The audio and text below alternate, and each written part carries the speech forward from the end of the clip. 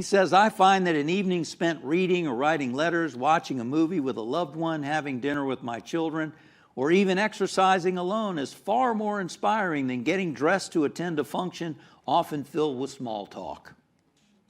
I've learned to be unavailable for such events without apologizing, and consequently have more inspired moments freed up.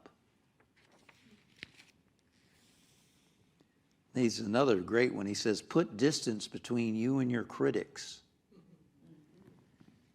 It's one thing for someone to offer advice and you say, thank you, I appreciate that, I'll give that some consideration.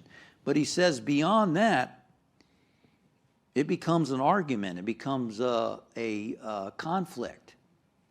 Give those who find fault or who are confrontational a silent blessing, and remove yourself from their energy as quickly as possible. Doesn't matter if their name is Uncle Bill.